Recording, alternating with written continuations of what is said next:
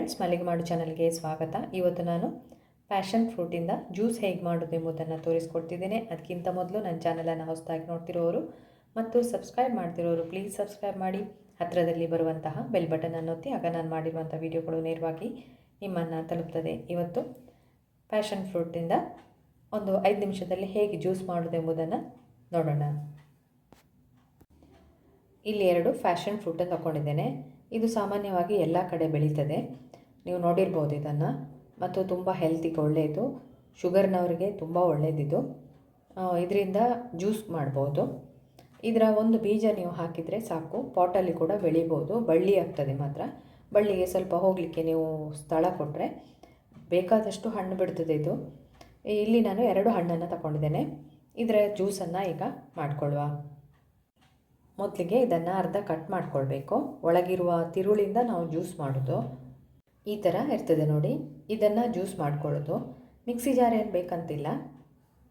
ನಾನೊಂದು ಬೌಲ್ ತಗೊಂಡಿದ್ದೇನೆ. ಬೌಲಿಗೆ ಜ್ಯೂಸಿನ ತಿರುಳನ್ನು ಹಾಕ್ಕೊಳ್ಳಿ. ಕೆಲವರು ಬೀಜ ಸಮೇತ ಜ್ಯೂಸ್ ಕುಡಿತಾರೆ, ಕೆಲವರು ಅದನ್ನು ಸೋಸಿ ಕುಡಿತಾರೆ. ಹೇಗೆ ಬೇಕಾದರೂ ಕುಡಿಬೋದು. ಬೀಜ ತುಂಬ ಒಳ್ಳೆಯದು. ಇದನ್ನು ಅಂದರೆ ಮಿಕ್ಸಿಗೇನು ಹಾಕಬೇಕಂತಿಲ್ಲ, ಹೀಗೆ ಮಾಡ್ಕೊಳ್ಬೋದು. ಹೀಗೆ ತೆಗೆದುಕೊಳ್ಳಿ.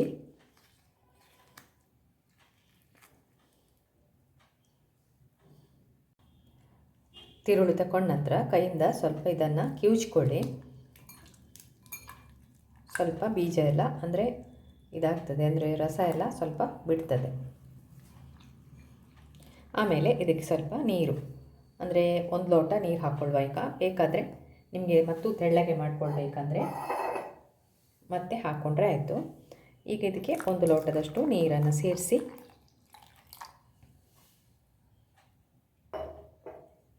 ಸ್ವಲ್ಪ ಮಿಕ್ಸ್ ಮಾಡ್ಕೊಳ್ಳಿ.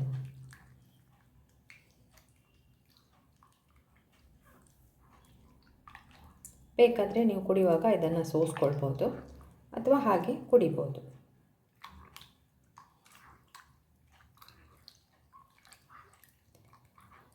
ಹೀಗೆ ಮಾಡ್ಕೊಂಡ್ಮೇಲೆ ಈಗ ಇದಕ್ಕೆ ಸ್ವಲ್ಪ ಉಪ್ಪು, ರುಚಿಗೆ ಸ್ವಲ್ಪ ಉಪ್ಪು ಹಾಕ್ಕೊಳ್ಳಿ. ಆಮೇಲೆ 1-2 ಸ್ಪೂನಷ್ಟು ಸಕ್ಕರೆಯನ್ನು ಆ್ಯಡ್ ಮಾಡ್ಕೊಳ್ಬೇಕು. ತುಂಬ ಹುಳಿ ಇರ್ತದೆ. ಹಾಕಿ ಎಲ್ಲವನ್ನು ಮಿಕ್ಸ್ ಮಾಡ್ಕೊಳ್ಳಿ. ಸಕ್ಕರೆ ಎಲ್ಲ ಕರಗಬೇಕು. ಸಕ್ಕರೆ ಎಲ್ಲ ಕರಗಿದೆ ನೋಡಿ. ಇದನ್ನೊಂದು ಗ್ಲಾಸ್ ಜಾರಿಗೆ ಹಾಕಿ ಸರ್ವ್ ಮಾಡಿ. ಪ್ಯಾಷನ್ ಫ್ರೂಟ್ ಜ್ಯೂಸ್ ರೆಡಿಯಾಗಿದೆ. ಪ್ಯಾಷನ್ ಫ್ರೂಟ್ನ ಜ್ಯೂಸ್ ರೆಡಿಯಾಗಿದೆ ನೋಡಿ. ಎಷ್ಟು ಚೆನ್ನಾಗಿ ಕಾಣ್ತಿದೆ. ಏನು ಕಲರ್ ಆ್ಯಡ್ ಮಾಡಲಿಲ್ಲ. ಆ ಫ್ರೂಟ್ ಇದೆ ಕಲರ್ ಇರೋದು. ಒಂದು ಶುಗರ್ ಮತ್ತು ಸ್ವಲ್ಪ ಸಾಲ್ಟ್ ಆ್ಯಡ್ ಮಾಡ್ಕೊಂಡಿದ್ದೇನೆ ಅಷ್ಟೇ. ನಿಮಗೆ 1-2 ನಿಮಿಷದಲ್ಲಿ ಜ್ಯೂಸ್ ಮಾಡಲಿಕ್ಕಾಗ್ತದೆ. ಇದನ್ನು ಮಾಡಿ ನೋಡಿ, ತುಂಬ ಹೆಲ್ತಿಗೆ ಒಳ್ಳೆಯದು.